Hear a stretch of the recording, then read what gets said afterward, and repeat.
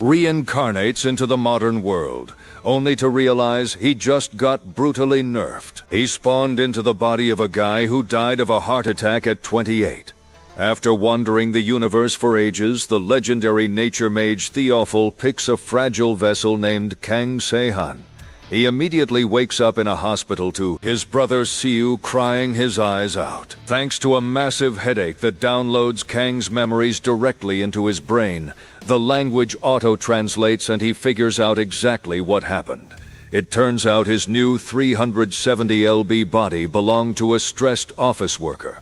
This worker literally flatlined right after tanking a runaway electric scooter to save a 6-year-old girl. Accepting his new identity as Kang, our guy realizes he desperately needs to grind some cardio if he wants to survive. He tries to test his old nature magic with a basic bloom spell. He easily sprouts some flowers, but instantly hits 0 mana.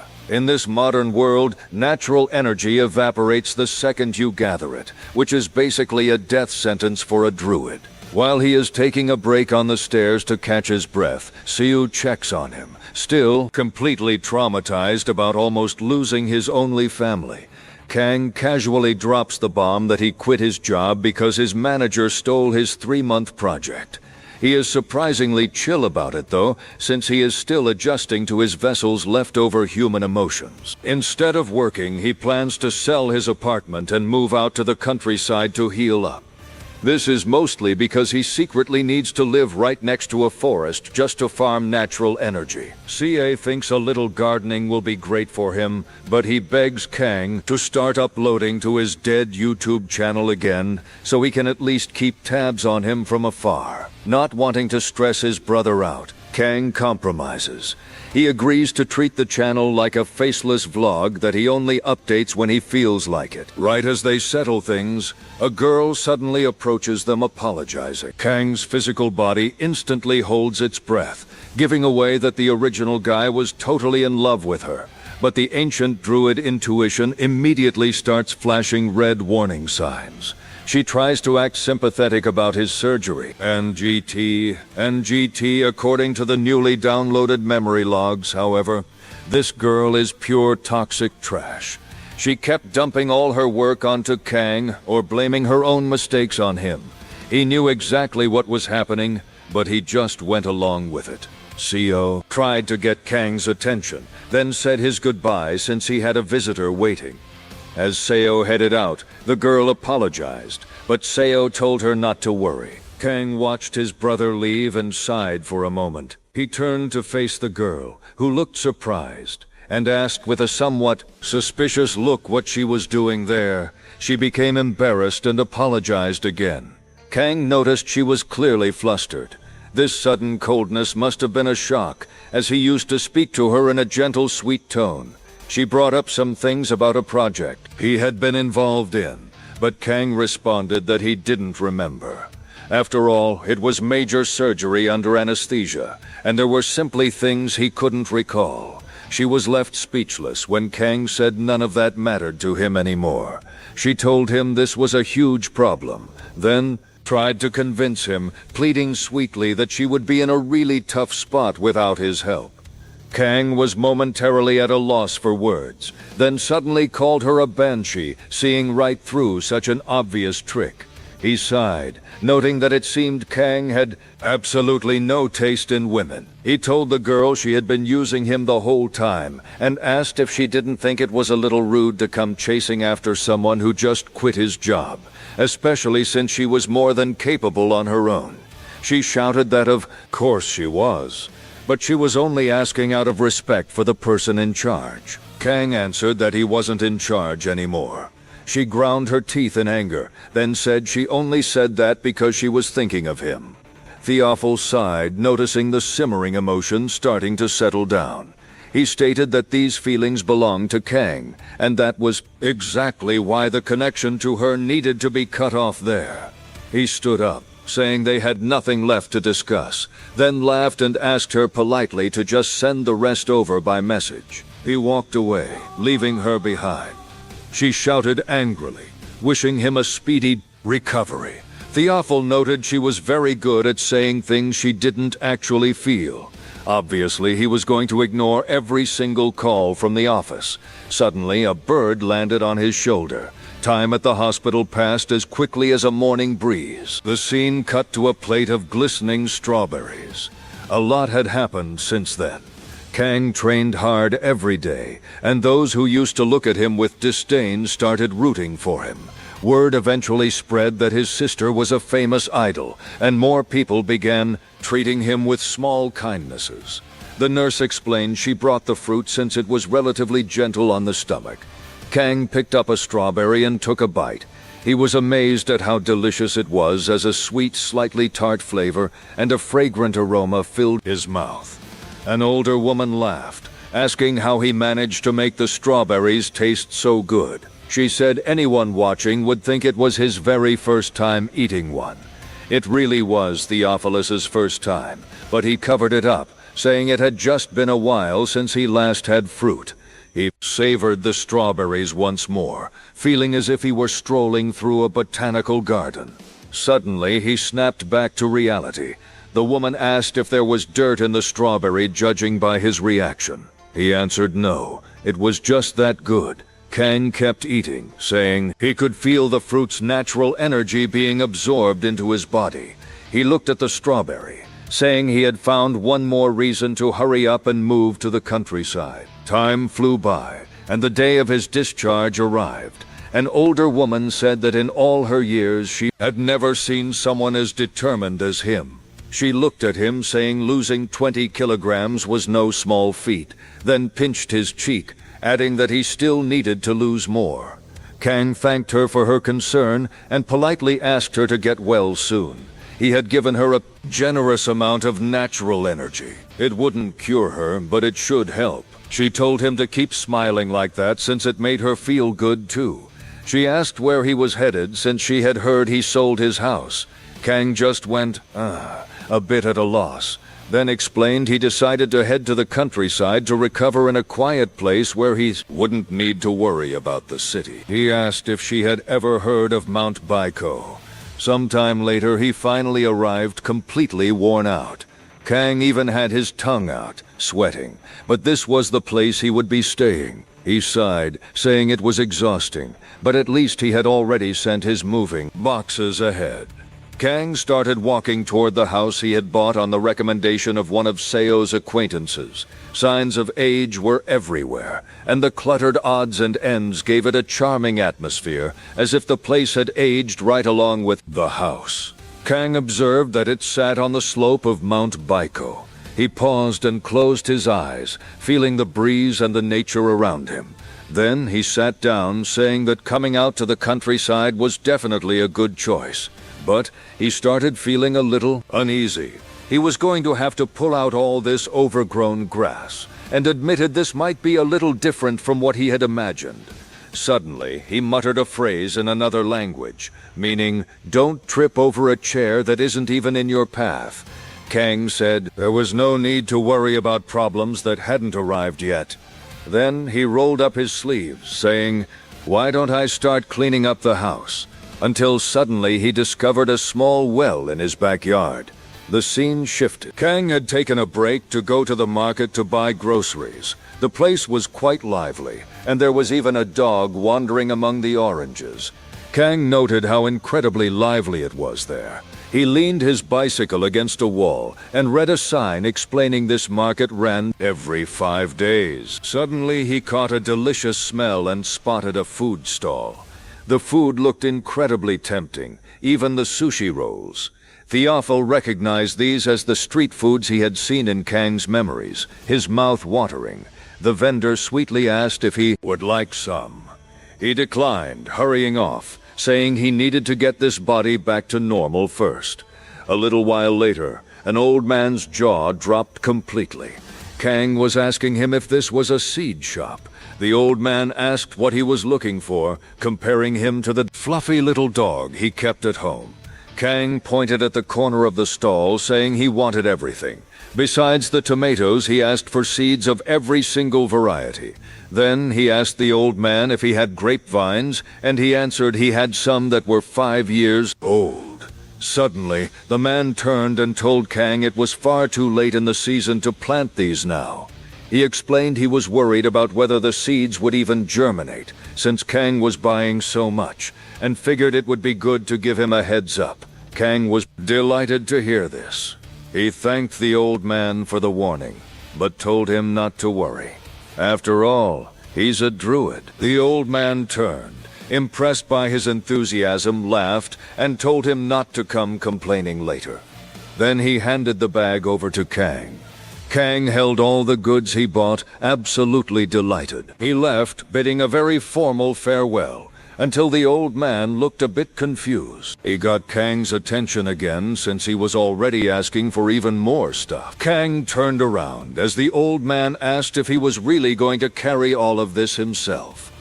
Time passed at the market. The sun's glare started to shift, and the noise began to quiet down. In the end, Kang made it home. After a brief struggle, the seed shop owner had helped him carry the seeds. Ignorance was the most shameful thing for a druid, and Kang felt embarrassed about it. Then he turned around and decided to set all the supplies aside for now, to finish pulling out the weeds. Suddenly someone appeared, startling him. It was an old man carrying a shotgun on his back. Kang stared at the barrel of the gun, terrified. The man asked if he was planning to live there, since he had never seen him before. A while later, the shotgun rested, propped in the corner. Kang was working alongside the old man, who had decided to help him clear the weeds. The old man turned, noticing something odd. Kang couldn't stop laughing, and always had this cute expression on his face. The old man warned him that this side of the mountain was warm, but if he doesn't prepare in advance, he would suffer come winter. That was Grumpy Grandpa. He's introduced himself as Kang's neighbor named Jong. Even while suspicious of Kang, the old man taught him all sorts of tips for country living. The old man studied him once more. He stated that Kang looked huge, so he had assumed he would be intimidating, but he was actually a gentle soul. The old man said that since this was Kang's first time living out in the countryside, he would need to keep an eye on him often. An hour passed. The old man was stretching his aching back, while Kang lay there exhausted. Then the old man noticed something. Since he had smoked heavily for years, he always coughed whenever he sat or stood up. Kang asked if he quit smoking. He answered he figured he would have to put up with that cough for the rest of his life. But Kang secretly healed him. Suddenly, he noticed something else. He needed to feed the animals and tend to his garden. The old man dashed off at top speed, saying his goodbyes. He shouted, reminding Kang not to forget to fix his fences because of the wild boars and water deer, or he would fill them full of buckshot. Kang watched the old man go, thinking it was ironic to be warning a druid to be careful of animals. Sometime later, Kang lay down watching something on his phone. The doctor said 50% of every meal should be vegetables, 30% protein, and 20% carbs. He lay there, absorbing every single tip. Kang was used to this since druids grew up receiving teachings and love from the wise elders from a young age. In that sense, the internet and YouTube were incredibly useful. Kang remarked that this doctor had an unbelievable understanding of the human body. He got up while discovering other methods to aid digestion. Suddenly, he heard screaming. Kang looked around, wondering what that was. Then he ran and grabbed his broom. Suddenly, he spotted the shadow of some creature against the wall. He tensed up, wondering if it was a water deer crying its eyes out. Kang knelt down and told it to come closer and calm down. He was stunned by how terrified the deer looked. Then Kang gently petted it and said, "Wild resonance," which let him communicate with the creature. Along with the soft touch of its fur, the deer's emotions immediately flowed into him. Kang wondered if its fawn might be in danger. Then we saw up close the baby deer crying on the ground. Kang ran toward the deer to follow it. The deer cried out, looking back at him, while Kang moved a bit slowly. But unlike before, he could now drag Se-heon's body along, which was still no easy task. Still, he decided he couldn't stop now since he had to save that fawn. Suddenly, he spotted something behind the trees. It was the two deer. Kang knelt down and asked if it was okay. He examined it and saw the wound was deeper than he had thought. Then he noticed something. The forest seemed to be moving. He sensed the forest's energy, he intense, harboring a massive amount of natural energy. Kang looked around, saying that if that was the case, then he finally found it. He located some herbs nearby. Kang came back and apologized for the delay, then placed the leaf onto the wound. He suddenly healed the fawn, telling it that it would be okay. The fawn looked at our protagonist, its senses slowly returning. Kang stood up, relieved. It had just been a small trap. He looked up at the sky. The sun had already set. Then Kang looked at the two animals and asked exactly where their home was. The scene shifted to the next morning. Our protagonist was straining hard. Actually, he was doing squats, following along with a video guiding him. A cat slept peacefully outside while someone screamed. It was Kang, who had collapsed to the ground, his thighs burning. After the incident, he had carried the fawn back to his house and left some fruit for it to recover. He stood up studying the mountain. Kang had assumed it was just an ordinary mountain, but it had a rich ecosystem teeming with a purple aura. He even imagined a mountain overflowing with energy, which made him a little greedy. Then he remembered he was recording for YouTube while the cat licked itself. Kang stood up and decided it was time to work on the garden. A while later, he was all set up with his gear. He examined the seeds he had bought, tomatoes, grapes, carrots, and lettuce. Then he broke into a smile and decided to show off his abilities for the first time in a long while. When the time comes for a druid, they go through a ritual to be chosen by nature. He stated, while planting, that the people of this world probably thought druids were some kind of fairies or dwarves. Suddenly, he dropped his little trowel. He started sweating heavily and felt an immense pain in his back. Crouching in this body was taking a serious physical toll. Then he remembered he spent all of yesterday running across the entire mountain, but then he looked at the garden and picked up his trowel again. He stated that as a druid, it was his responsibility to make sure these little guys sprouted. Then he looked at the cat and said they were getting back to work. Tiny seeds buried themselves into the soil, perfectly aligned. Kang said a seed finding its place was a sacred act of generating life. A while later, he ran off to shoo the cat off the garden. Then, with the mindset of a true druid, Kang savored the joy of sowing until finally he sighed. He sat down after a long while, everything finally ready. Kang looked at the garden and GT, saying it turned out pretty great. He extended his hand, saying it was perfect, then released energy, saying, "Sprout." The seeds began to grow, and in the blink of an eye they were green right in front of our MC. He also noticed his body was recovering faster than expected. Kang told the cat that he worked hard too, and it responded with a meow. Then he started walking off, humming to himself until he noticed someone at the door. It was Grumpy. Jung. He gave a light cough in front of the gate, then laughed, saying he couldn't come in unless Kang invited him. But Kang was surprised, since Jung explained he came to introduce someone. Jung told her to come in and introduced her as the village chief. Kang could hardly believe it.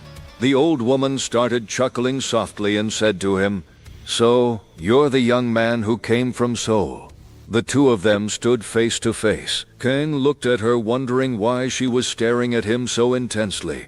Then suddenly she asked if he was raising the bird that was sitting on his head. She had lived a long time, but had never seen anyone with a bird perched on their head before. Then she said she just stopped by to see if he was having any trouble, and also because she had heard a young man from Seoul was living in this house. Kang scratched his head a bit awkwardly, telling himself it was just because of her intense stare. Then he thanked her for her concern. Jung noticed something in the back of the house and asked him when exactly he managed to set up such a beautiful garden. The old man was impressed. He asked how the seeds he planted had already sprouted. Kang tried to explain, saying he actually planted seedlings. The tomatoes and grapes were seedlings and cuttings, so they didn't suspect anything. The old woman told him she had assumed he would only know how to grow lettuce since he came from Seoul. She turned to Kang, who explained it was because he needed to lose weight. Then the woman remarked that even now he looked like the type who would have women chasing after him. Jung showed up and asked if there was anything else he needed. He scratched his beard, wondering what a city kid would even know about country living, and told him not to be shy. Just say it, and they would help him out. Kang, a bit awkward, tried to think of something, then asked if he could ask for a favor. The scene shifted several hours later. Suddenly, a construction worker announced everything was finished, in perfect condition. Kang was amazed at what was in front of him. It was a vinyl greenhouse for his crops. The old woman complimented the construction workers for finishing so fast, even though she had asked them last minute. Jung asked if this was what he needed help with, and he confirmed it was. On top of that, Kang was planning to grow various ornamental plants, and some of them couldn't handle rain. The village chief mentioned she had an orchid at home that was withering, and Kang agreed to take a look at it for her. After the conversation, Jung said his goodbyes since it was almost time to feed the animals. The old woman told him to grow everything properly, since if it worked out, it would all be money in his pocket. And just like that, out of nowhere, Kang ended up with his very own vinyl greenhouse. Then he walked in, phone in hand. Kang asked if everyone could see okay. He continued explaining that he had placed the more sensitive ornamental plants there, and now he decided to pause the recording for a bit. Right after he knelt down, Kang extended his hand, releasing energy with the word circulate, and the soil began to stir. This was a spell that activated the activity of creatures within the soil. Kang picked up a bit of dirt, telling himself it had been a while since he had seen soil this alive. During his time as a druid, the place where he lived sat right in the middle of an oak forest. The crops he was used to were fruit trees, olives, grapevines, apple trees. Kang's heart raced just thinking about all the things he could grow there. He wondered if he should plant medicinal herbs, and since his internet knowledge has its limits, he figured he needed to buy some books. Suddenly, his phone started buzzing. It was a comment notification on YouTube. Kang was stunned by the sheer number of comments, until he read one asking if he was a druid, which made him happy. It was such a personal video, and he had wondered who would even watch it, but people were still drawn to a true story. It was as if they were taking part in the process themselves. They got curious, had fun, sometimes felt sad, argued, and criticized harshly. Kang realized they used all of this as fuel to change themselves. He turned to the cat, saying, just as he expected. Kang was really happy he had decided to come out there. The scene shifted to the next morning. Our protagonist was stunned by something. He had gone from 150 kilograms down to 129, losing a total of 21 kilograms. Kang stated that if he kept living like this, he would restore his health in no time. Suddenly, the cat watched him. Kang was recording about what today's routine would look like, watering the garden and visiting the old man next door. Meanwhile, he decided to do a Q&A session, reading through the comments. The first one asked, "Druid, how tall are you? Your build looks just like an MMA fighter's." Kang explained he was 1.83 m tall, and his weight was currently in that same range. The next one was about holes in the perilla leaves from his last video, asking if he didn't use pesticides. He said he really didn't want to use pesticides or insecticides, since he was the one who was going to eat it after all. Then he remembered and explained he was going to use mint to repel the insects.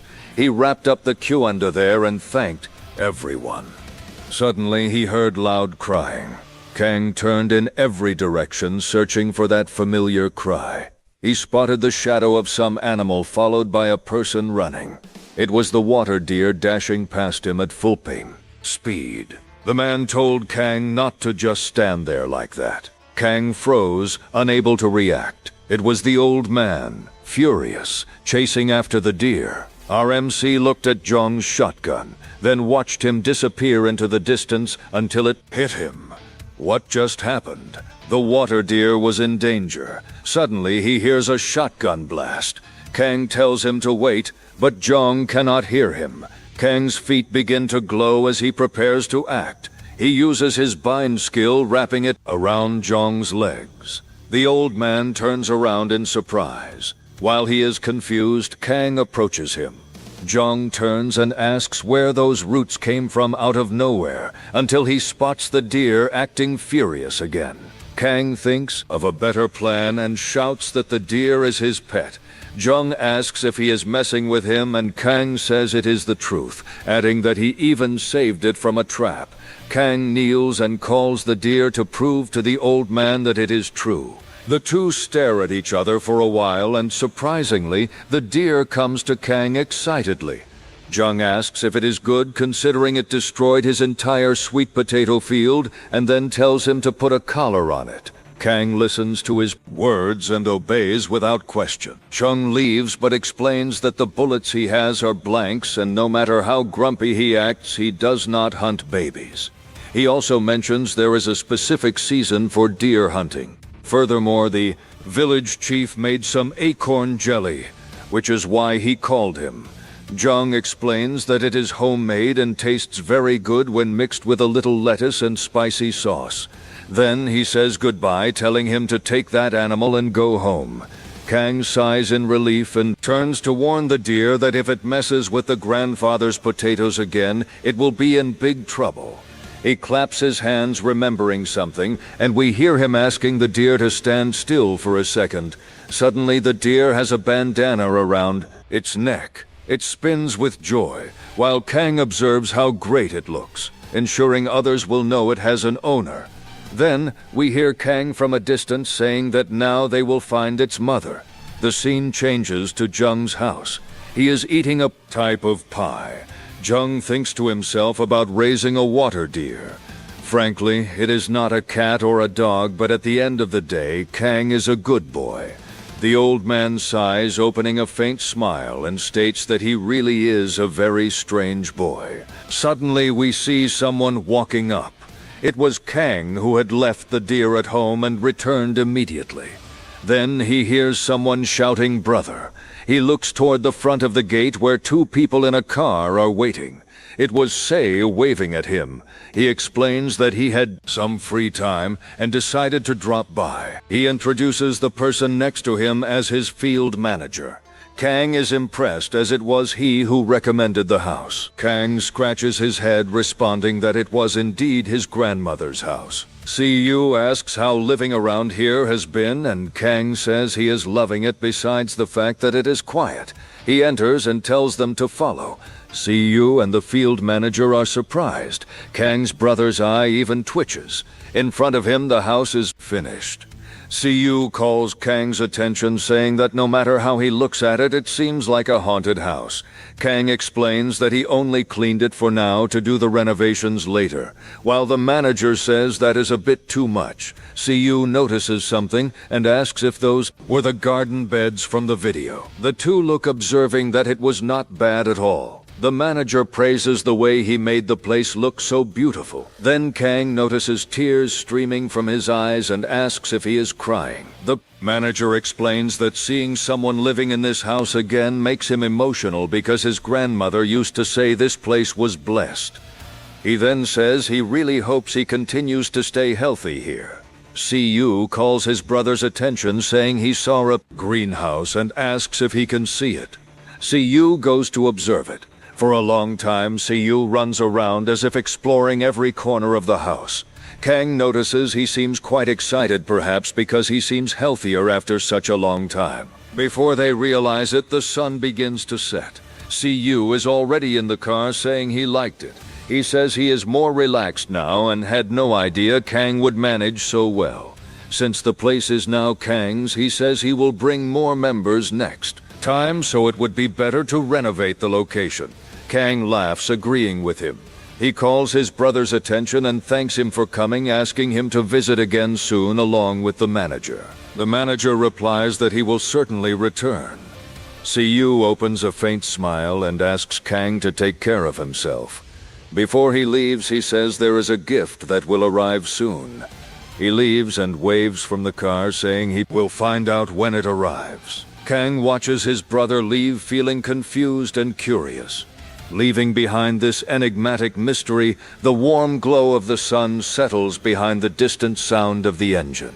The last thing that happened that day was that Kang decided to name the deer Bongul. The scene changes to Gangnam, South Korea. At the RV Entertainment Building, that was the main vocalist of the boy group Tracker, Hisu, scared by someone showing something on a cell phone. Jerome, the main dancer, wonders what that sudden scream was. The leader and rapper Leo was also curious.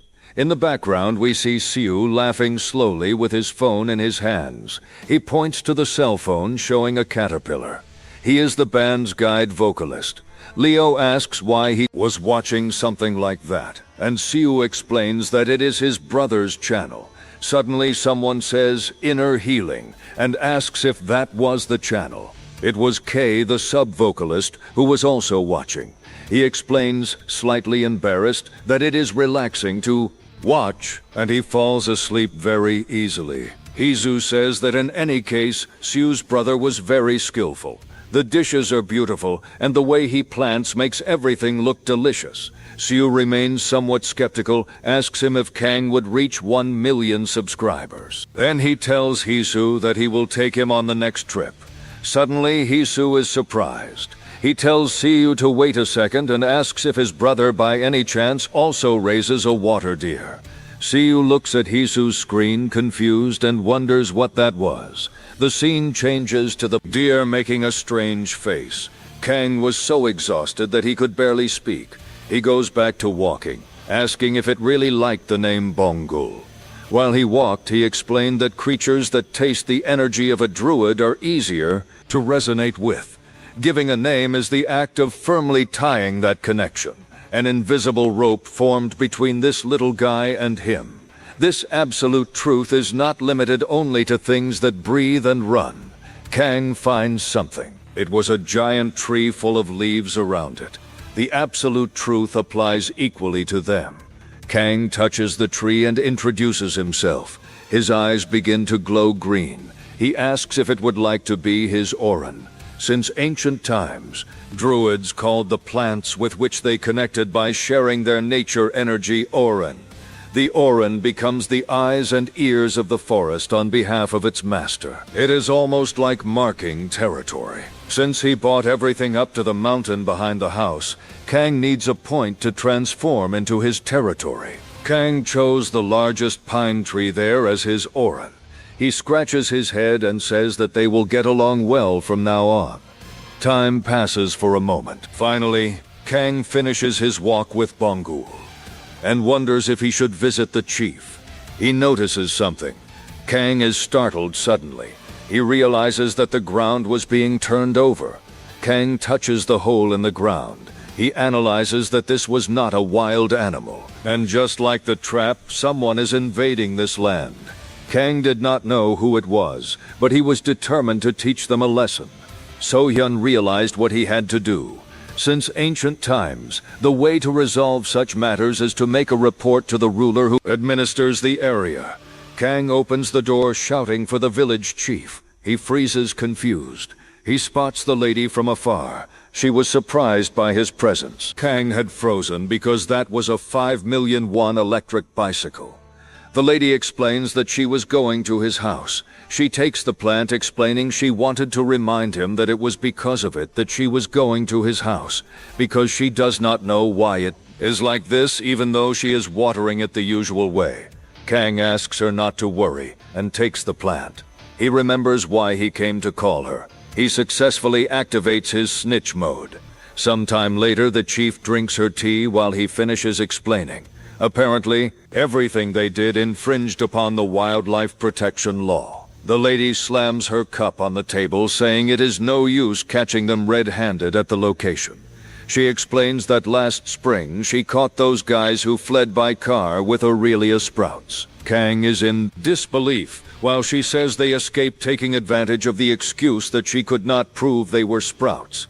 She remembers that in this case, she will have to declare a state of emergency this time.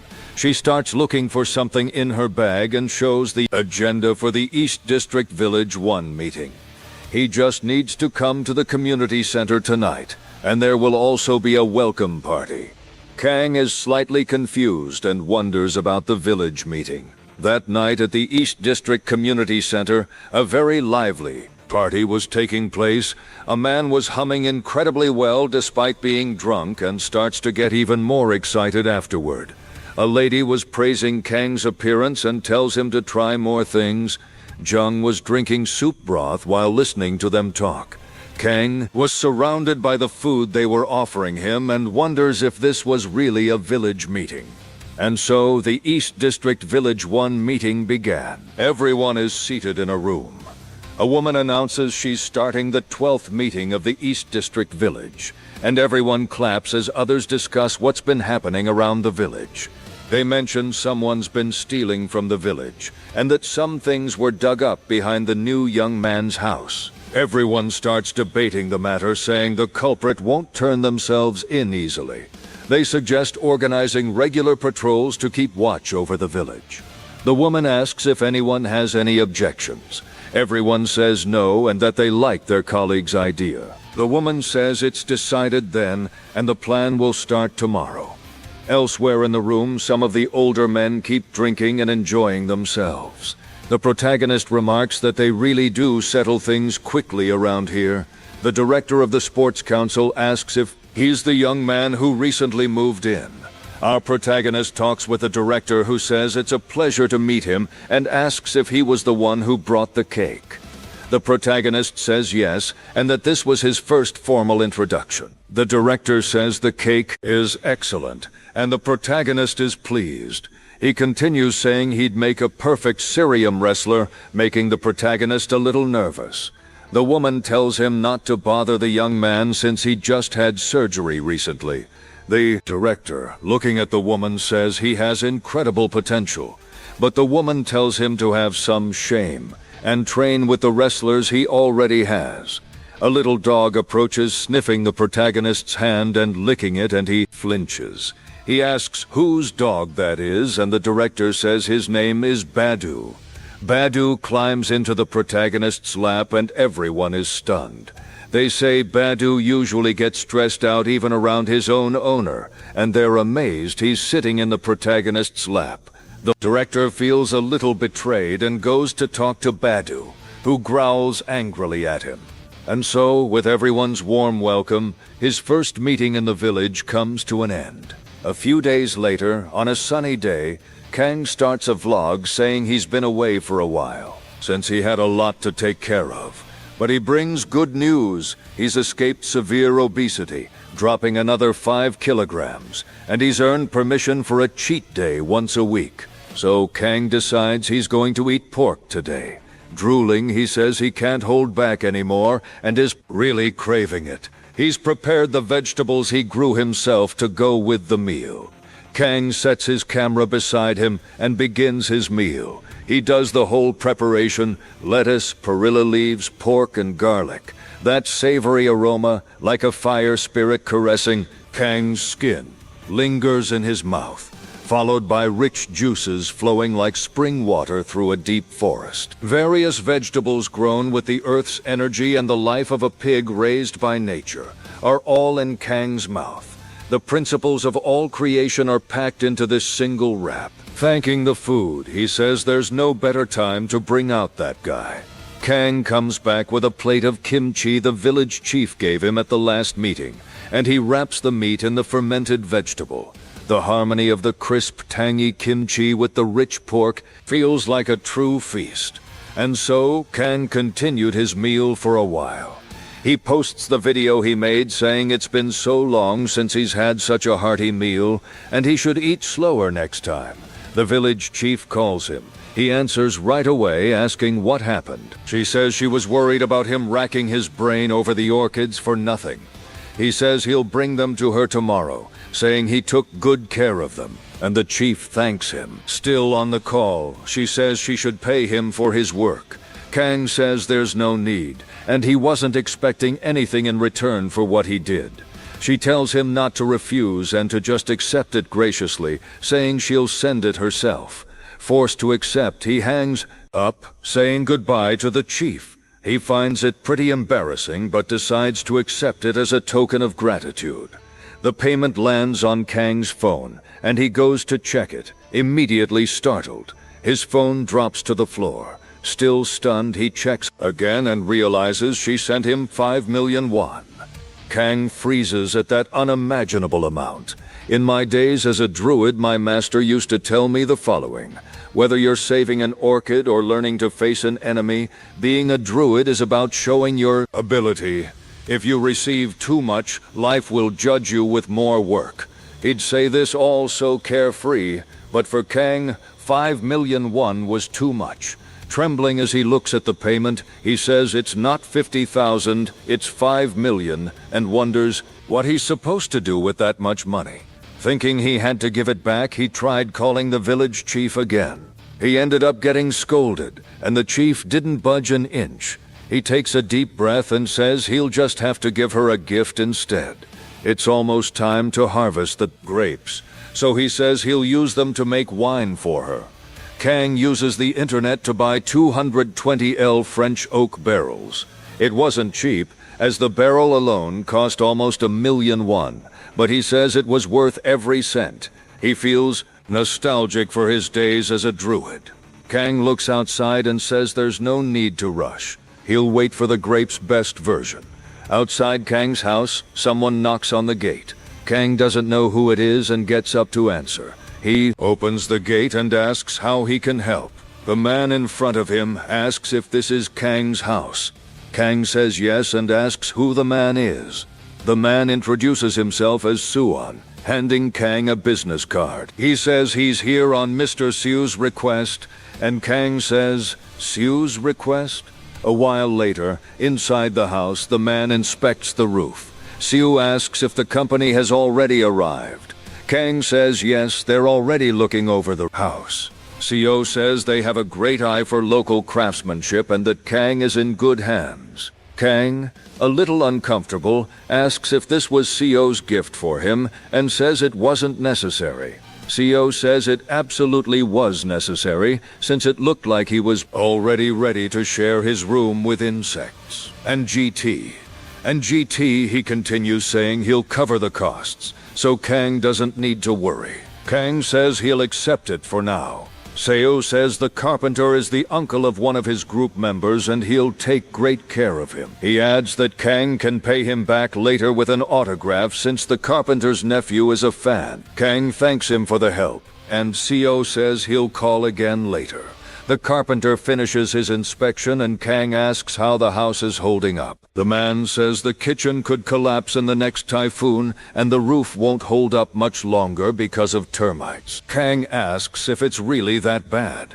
A druid's house is usually built within trees, rocks, or hillsides, so he didn't feel too bothered and figured he'd get used to it over time.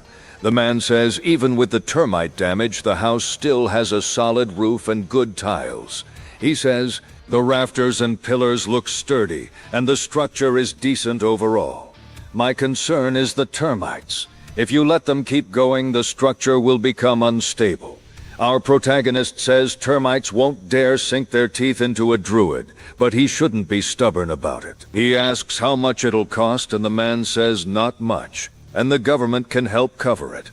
Kang gets excited and says he'll leave everything in the man's hands, while the carpenter says he'll make sure to review everything with extra care. A while later, he says he's heading out, and Kang admits he was feeling a little guilty. Learning that the government helps out lifts a huge weight off Kang's shoulders. He says it's going to be a large-scale renovation as the sun sets. He can hardly wait for the house to be finished. Lost in his thoughts, Kang stares at the house for a long time, not even noticing the sunset. A few days later at the Kaeyong market, several people walk around near the market, and Kang stares at it transfixed. An old man asks what he's doing out there, startling Kang, and says he looks like he's seen a ghost. The neighbor asks if he's shopping, and Kang says yes. The man asks if his stuff is all vegetables, saying it all looks like rabbit food. Kang says he orders other things online because of the deals. The old man says he's lost. Wait, and Kang thanks him. When the man asks what he's doing around here, Kang says he's looking for herbs, since he went up the mountain the other day and dug some things up. The man asks, herbs? And Kang explains. A few days earlier, Kang was out of breath chasing after a deer. The deer pulls something out of the ground and looks at Kang. The old man thinks he's joking and laughs at Kang's expression. He says if Kang wanted to sell herbs, he should have just told him. He tells Kang to follow him, saying something like, "This needs a specialist." Kang wonders who this specialist could be. At the village chief's quarters, the village chief asks what the two of them are up to in this heat. Kang asks if she's the specialist, and the man says she's a great contact to have. The man says Kang wants to sell some herbs, and the chief says, "Herbs, is it?" Kang says yes while handing her the plastic bag. The chief takes a good look at what he brought and dumps the bag out onto the table. Nearly screaming, she says there's wild ginseng in there while the man spits out his coffee. The chief looks at Kang and scolds him for bringing that herb in a plastic bag of all things.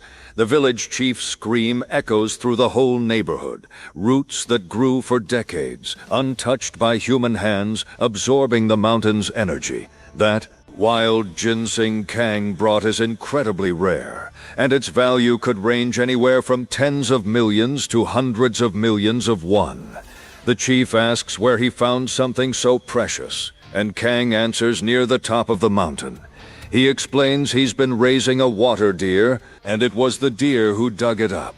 The neighbor confirms this, saying he even put a collar on it. They ask if it's possible to sell it, and the chief says it'll sell incredibly fast. She takes a few photos and sends them to the Collectors Association, telling them to wait a bit.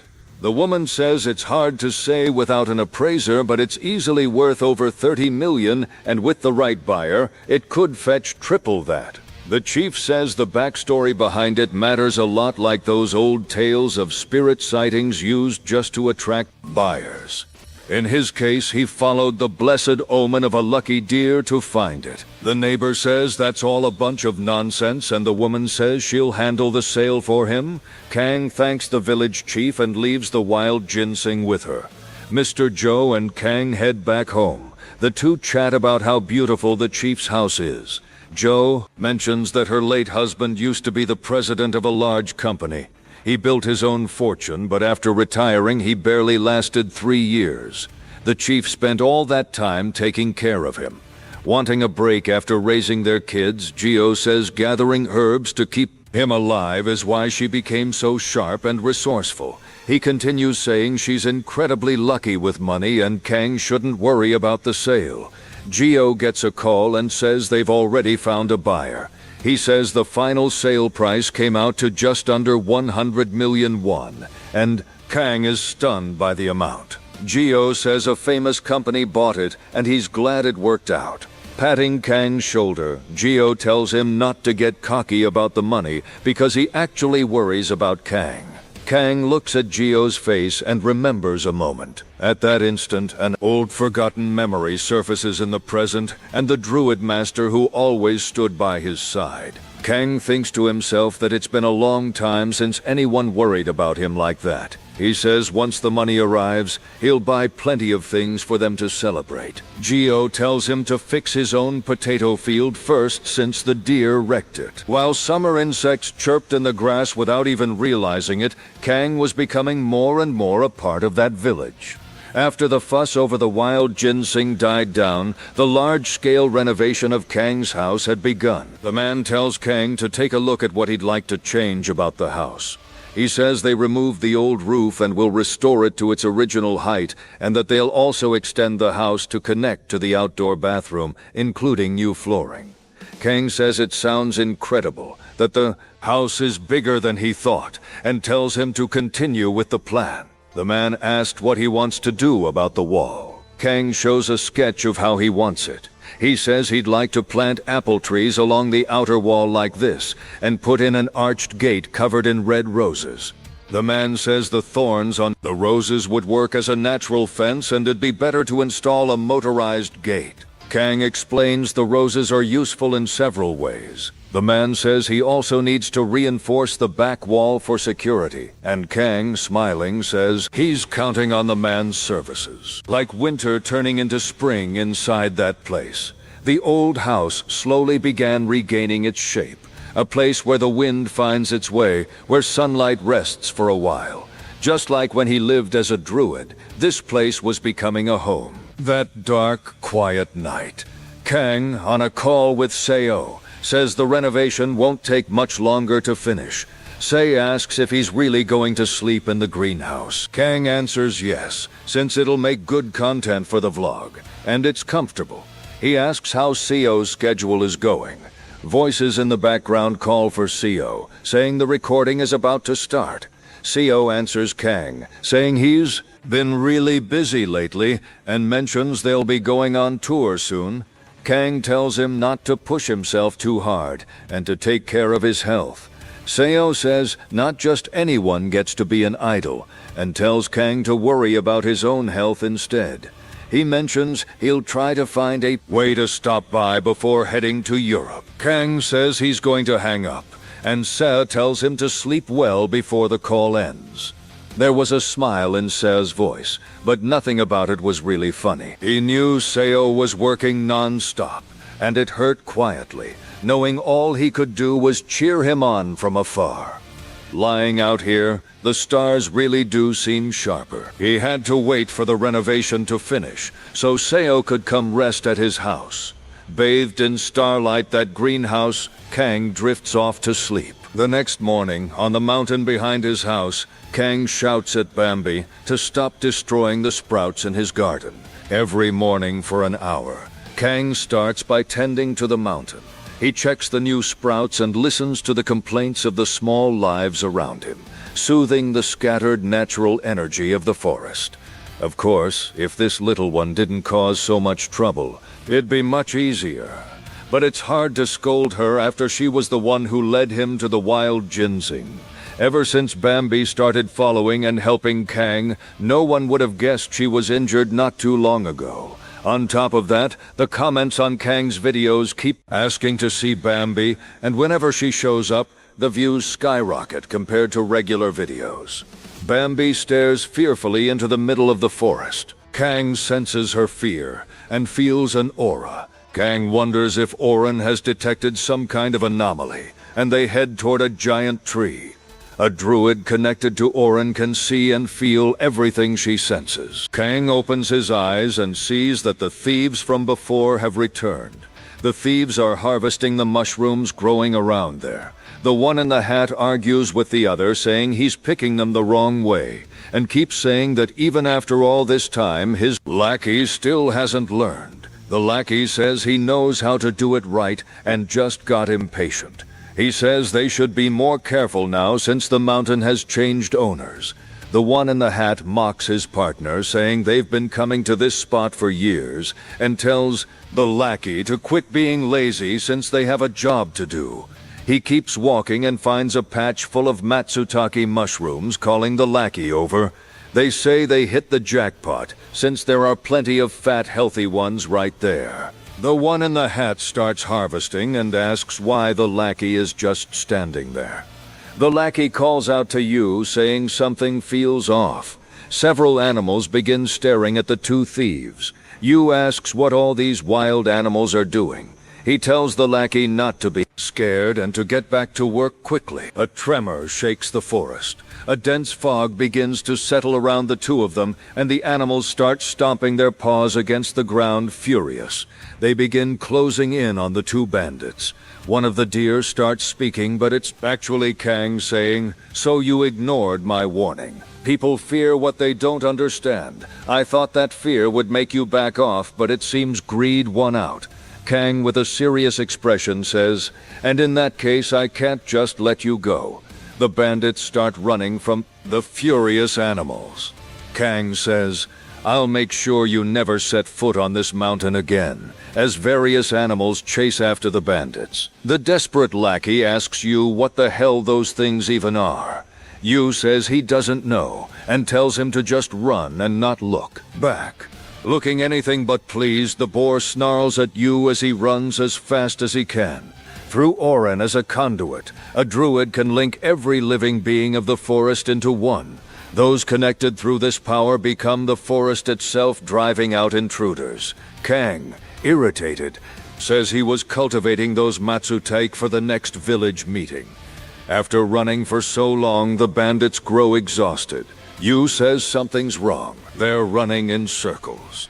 The lackey insists the forest isn't normal and says they should get out immediately. Fleeing, they run straight into Bambi, who's trying to scare them off. The lackey gets startled and tells you it's just a baby deer.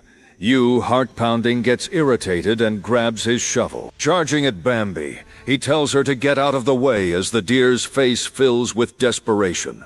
Bind their legs. Vines wrap around you and the lackey, lifting them into the air. Kang calls the village chief a little later at the entrance of the forest. The village leader gets out of her car, furious thieves. Kang is happy she's finally arrived. Worried, the leader asks if he got hurt and whether catching them was a problem.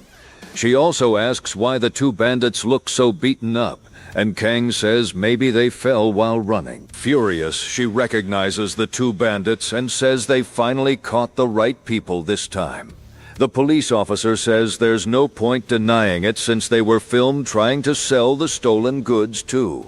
Yu describes what happened, that the trees grabbed them and the animals went wild. He turns his face, calling Kang chubby, and asks if he's the mountain owner, telling the officer to investigate him, calling Kang a shaman. The furious leader asks what he just said. Advancing with a stick in her hand, she calls the bandit a lunatic. She says they should play jump rope with his guts or soccer with his skull. Kang is startled by the leader's fury.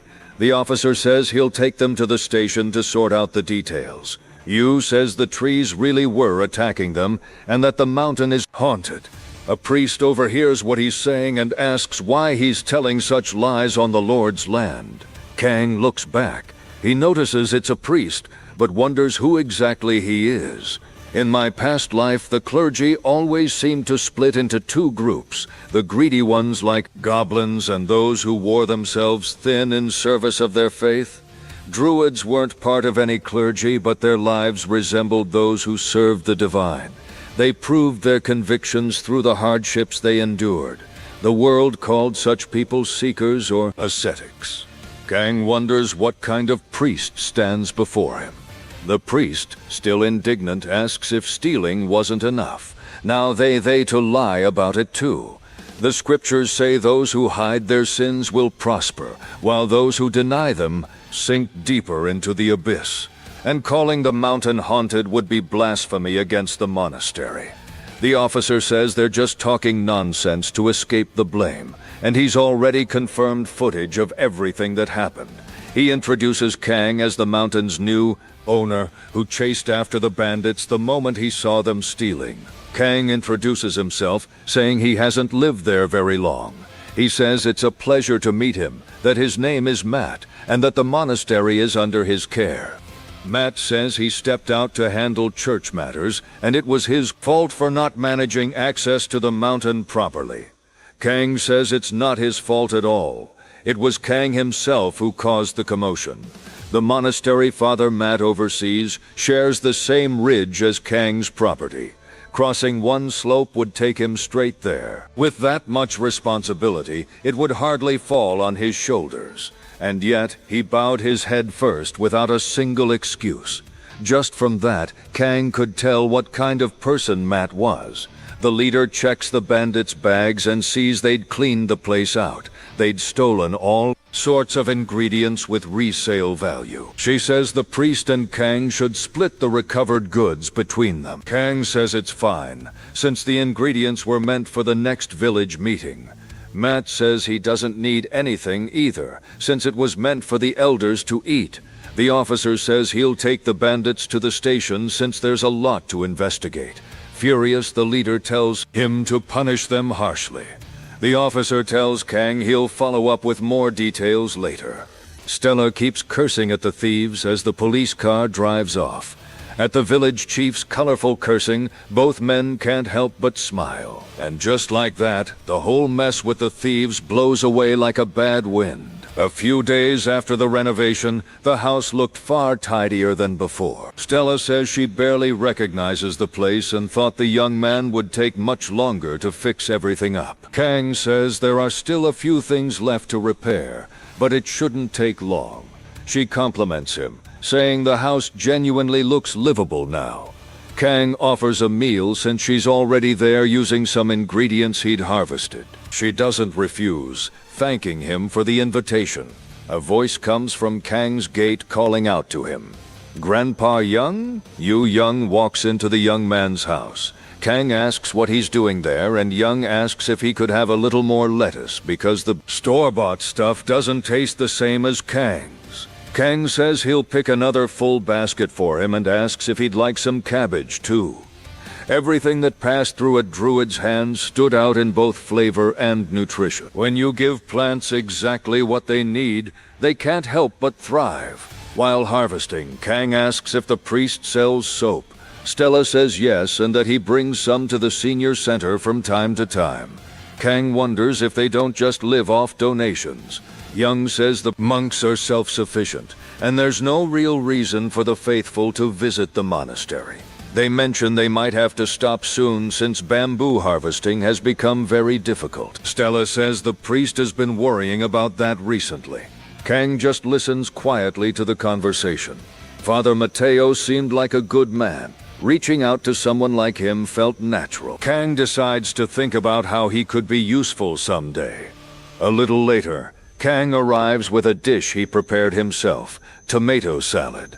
Stella gets excited. Looking at the plate, Stella asks if those slices next to the tomato are cheese. Kang confirms, saying he put together a whole different kind of dish for them. Young and Stella take a bite. Both of them flush and look stunned. They compliment the food, saying it's delicious, refreshing, and sweet. Kang is happy the two of them enjoyed his cooking. Stella, who suffers from gastritis, says the meal feels like a soothing balm for her stomach. Young, being greedy, asks to take some tomatoes home while Stella scolds him. She says if he takes everything, what's the boy supposed to eat?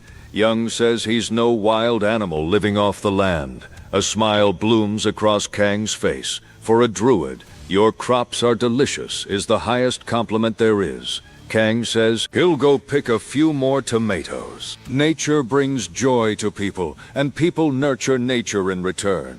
Knowing he stood right at the heart of that cycle, Kang felt truly happy living as a druid. Meanwhile, at a beauty salon somewhere in Jeongdam, she's adorable. He says everyone needs to subscribe, telling the girl to leave a nice comment. He says he'll do it for him. "You know that's my brother's channel, right? Why are you promoting it so hard, Hizu?" "It's not promoting, it's being a devoted fan. If you keep this to yourself, you'll get sick, and we need to give the subscriber count a little push to keep engagement up. We know how it is. Posting aimlessly is no fun at all. If Doubly ever takes a break from this, I'm going to lose my meal buddy." Say confused asks, "Doubly?" He says that's the nickname she gave him because of how soft he sounds when talking to Bambi. She asks Seo if it doesn't fit the channel's vibe perfectly. Seo says he's not so sure about that. She asks if Seo's brother owns that channel and says he must be as good-looking as Seo. Seo says definitely. He gained a few pounds after getting sick, but as a kid, people always said he was even more handsome. He is stunned and says it's like a hidden winning lottery ticket. She says she's curious to see what Doubly is really like in person. His eyes light up. Seo asks what's wrong. He says since the team's planning to film their own content anyway, why don't they record the videos? At your brother's house. At Kang's house during a heavy rainstorm. Starting this week, the rainy season is expected to begin across the entire country. In particular, heavy storms are likely to hit the southern and central inland regions. Kang, lying on the floor of his house, is stunned by the news. He's relieved the construction finished before the storm hit. With news of the late summer monsoon rains, heavy drops began pounding the roof. Carpenter Yu's renovation had turned out truly perfect. So comfortable that even rolling around on the floor felt like pure joy. Kang had almost forgotten he'd never even intended to renovate the house in the first place. He says now isn't the time for that, and heads to his harvest while checking the comments. He mentions he's going to the village hall to eat meat and matsutake mushrooms with the residents. He's happy since it's his first time trying matsutake, and he should eat more vegetables than meat to stay healthy. His subscriber count has gone up. Along with that, hate comments have increased too, but there are people who support him. Thanks to that, the comment section has stayed relatively clean. In an anonymous world, it was to understand the psychology of those who spoke badly, but it was just as hard to understand those who defended others so passionately. That feeling alone felt precious and was appreciated. At this point, only one person keeps insisting on the orc Druid theory, and he wonders who that could be. Kang harvests enough lettuce and cabbage, but wonders how he's going to get to the village hall in this rain. Stepping out of his house, he realizes just how difficult it's going to be to get there. But then he notices a car coming from the direction of the city. The car stops right in front of him. Young asks what he's doing outside in this storm, and tells him to hop in the car quickly, saying he's headed to the same place. The smell of grilled mushroom meat rises into the air. Stella tests the microphone, starting the meeting. She says the thieves that were caught weren't first-timers, that they'd committed multiple crimes and are now under formal arrest. She explains their plan was to hide their car near the village entrance and use the mountain path to steal. She says the blame mostly falls on them, but the village's management still needs improvement. With the director agreeing, she continues, asking everyone to pay attention. Now, a round of applause for the village's #1 contributor. Several rounds of applause go to Kang, who looks happy. Since the young man is providing all this food today, let's eat well and celebrate the arrest of those damn criminals. An old man starts trying the mushrooms. He remarks how incredible the smell and flavor are.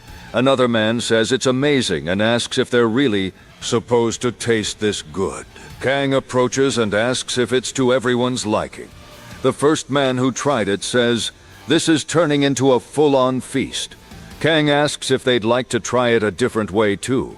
Stella asks what he means, and the young man says he saw on YouTube that eating it as samhap is supposedly great too. The village leader asks if he even knows how precious wild matsutake actually is. She scolds the young man, saying if he wants to eat it like that, he should use other mushrooms instead. She grabs what he made and has him try it himself. She asks how it tastes. Kang says it's good, but it's better eaten separately, and the leader gloats about being right. The man at the table tells him to listen to the expert, since the leader has tried everything. Kang laughs simply and says he'll listen to them. A man thanks him, saying he'd never get to eat something this precious without him, and that he was used to selling this stuff, but never actually eating it himself. Kang tells the man to eat plenty, and asks if he should grill some meat. The man says there's no need, since the head of the youth association handles that, and that if Kang wants to do it himself, he should become the head of the youth association. He finishes by saying if Kang ever needs help, just call him. The head of the youth association was in his late 40s and ran a poultry farm. Near him, you could catch the savory smell of dried feed grains. At that moment, a certain dream popped into Kang's mind, and he asks the man if it would be okay for him to raise chickens at home. The leader asks where this sudden idea came from. Kang says he could get eggs directly, and that chicks are cute. The man says there's a really troublesome side to it, since it gets very messy, and says Kang just finished renovating his house, asking if he's trying to get it dirty all over again. Kang answers that he understands, and thinks to himself that he'll think it over more carefully. He thought he was used to nature, but rural life has plenty of mysteries. As expected, a druid must first learn to ask when he doesn't know something, and that some ideas are better left untouched once you truly understand them. Like a well-grown tree that doesn't need to stretch its branches just to protect its shade, and beneath that shade, Kang also realized he was quietly growing within the village too. The next morning, heavy rain is still falling over the village. Kang says he's already received 4 emergency alerts, and it looks like the heavy rain will continue for a while. He continues, saying he's already prepared the greenhouse and the drainage channels, saying everything should be fine, and that the real problem is the Pinjin Spranten Pintips Okuldan, and that the real problem is the Pinjin Sprandus grapevines, since the rain could knock everything down. He says he could use a spell to make them grow faster, but he's certain that would disqualify him as a druid. In his mind, he says he trusts the vine, that it needs to hold on until the right moment. Kang gets a tongue call from Grandpa Jung. Jae-ho speaks on the phone, calling the young man. Kang asks what happened. Geo tells the young man to come quickly. Kang asks if he's sick, but Geo says if he were sick, he'd be calling emergency services instead. That number 28 is sick. He says the vet is already there, but they can't handle it, and he needs Kang to come fast. Kang gets worried hearing Geo say that and asks if the cow is sick.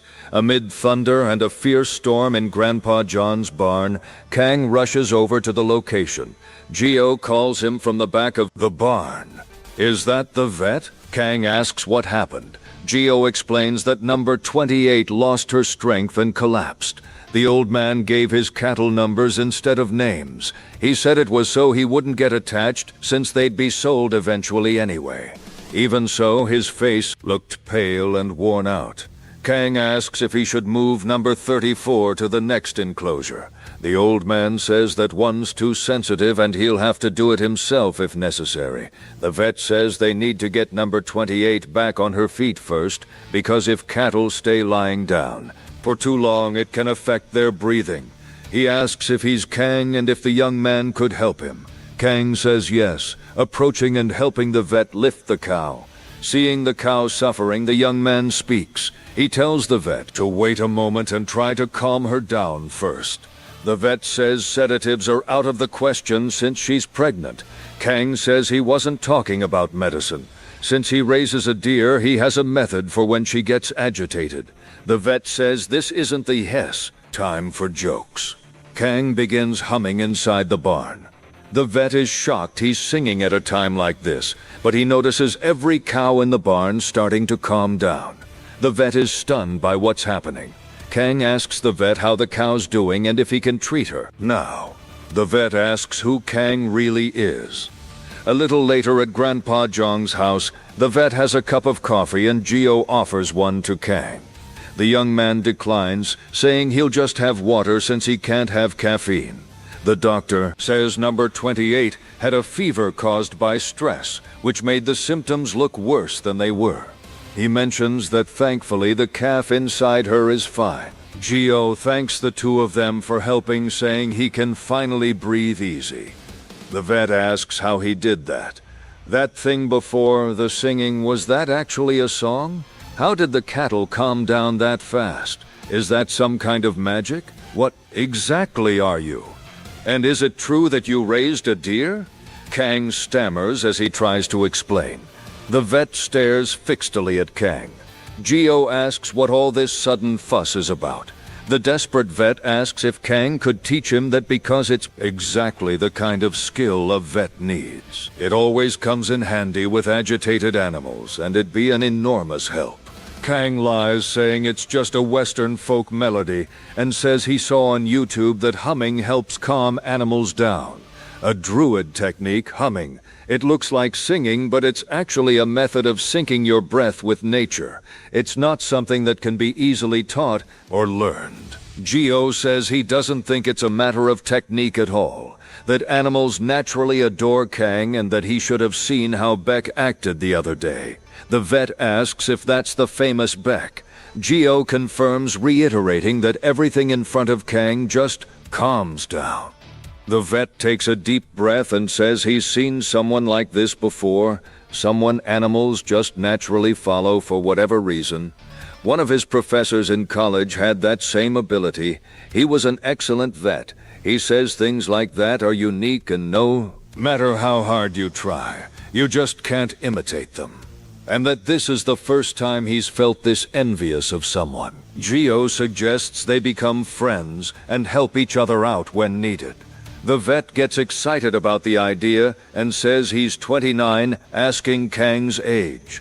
The young man answers he's a year younger. The vet asks if he can call on him whenever something like today happens again. He says dogs and cats are one thing, but cattle and horses are tough to handle. Kang says he can help, but not for free. The vet says he'll cover travel costs or anything else needed. Kang says he doesn't want that kind of payment. A simple thank you or a bag of sweet potatoes would be more than enough. The vet thinks to himself that this guy is strange, and tells Kang directly that his answer is vague, but he likes it, and he's looking forward to working with him. Kang tells the vet to stop being so formal. He says he and Hugh are neighbors, and it feels way too stiff between them. Geo just sips his coffee, listening to the two of them talk. A world without magic, and yet somewhere in it someone was still caring for life like another kind of druid. Drawn by that shared feeling, Kang smiled softly at his new connection. A few days after the incident, Kang is doing his daily vlog, asking his viewers if they like ASMR rain sounds. Because of the long monsoon, Kang's been having trouble tending to his garden, and he's even taken a break from vlogging. Since the rain today was especially beautiful, he decides to film it. Since his videos became less frequent, Seoul scolded him, telling him to be more diligent and post something, anything. He also mentioned that the members of Tracker were planning to visit soon. He didn't know exactly when they'd come, but he knew things would get noisy fast. Filming. Kang says that if you listen closely, the sound of the rain is different depending on the location. It's like a harmony created by nature itself. He steps into the plastic greenhouse and asks if people don't like the sound. Kang feels something odd and looks toward the back of the greenhouse. He wonders what it is saying. He felt something strange over in that corner. Kang's cat jumps down from some boxes. Kang wonders what he was doing over there. Some meowing beyond his own cat's echoes from the back, and he approaches. Shocked, he finds a filthy mother cat and 3 kittens. How did these cats get in here? That same rainy night, Love Meow Veterinary Clinic. Kang waits to be called, sitting with the cats beside him. It's okay, little ones. The doctor will take a look at you soon. Inside the plastic greenhouse, he'd found a mother cat and her kittens. Seeing the mother trembling, struggling to catch her breath, Kang rushed to the vet. First, to figure out what had happened, Kang recites the resonance spell, and the scene revealed through the resonance was the mother cat, soaked in rain, carrying her kittens down the mountain through painful effort. The cave where they'd lived had collapsed due to days of heavy rain, and they'd sought shelter in the plastic greenhouse drawn by its abundant natural energy. In his mind, Kang understands what happened and realizes she'd fought hard to protect them. Hugh recognizes him and calls out Kang's name. Kang looks at Hugh, asking if it's really him. Hugh had seen the familiar name on the intake form and wondered if it really was Kang. He was surprised, since he never expected to run into him here. Kang asks if this is his clinic. Hugh answers yes, saying it's too small to really be called a clinic. Then asks what happened to the cats. On top of it all, he brought 4. Kang says they were in his backyard trembling, and had caught a cold from being out in the rain, so he brought them in. Hugh picks up the mother cat to give her a checkup. He says her nose is runny and her eyes have some discharge, but nothing serious. He also notes her fever has gone down, and she should be fine as long as she eats properly.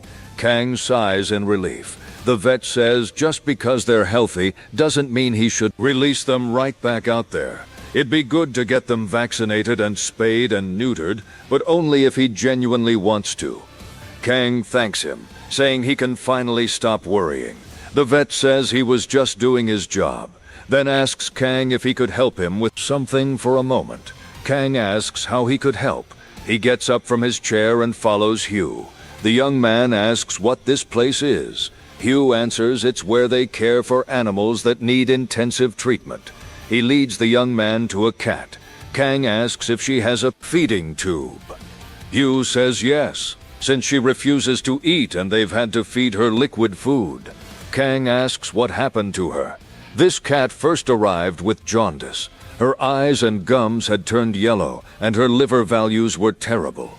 After tests and 4 fluids, the medical bill reached 600,000 won. Since her condition was severe, she had to be hospitalized, and after a few days, the accumulated treatment costs climbed into the millions of won, so the owner simply vanished. If he just said it was a money problem, they could have worked something out. But Hugh says that's exactly when she stopped eating.